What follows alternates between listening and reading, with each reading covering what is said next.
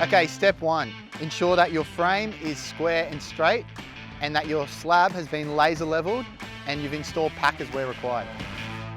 Step two, install a Hardie wrap over the straightened and level frame, ensuring that you have a minimum of 150mm overhang each side of the wall and a 20 to 50mm overhang on the base. Once you've installed your Hardie wrap, it's time to install your foam backing seal.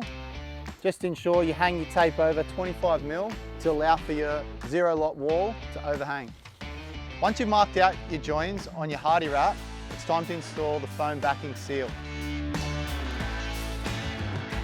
And once you've got your wrap on and your backing tape in, it's time to install the ZEROLOT panel sheets, ensuring you've got your 25mm overhang on your join and your 20 to 50mm overhang on your slab edge.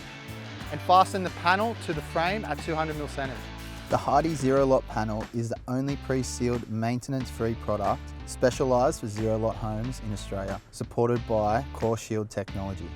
Step three, lift the modules up and wrap the Hardie wrap inside.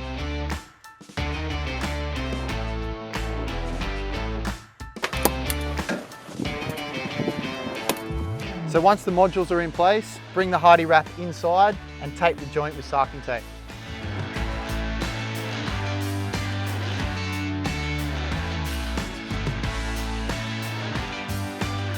The upper floor modules are built in exactly the same way as the ground floor, with the additional step of a flashing to ensure a weatherproof seal at the floor junction.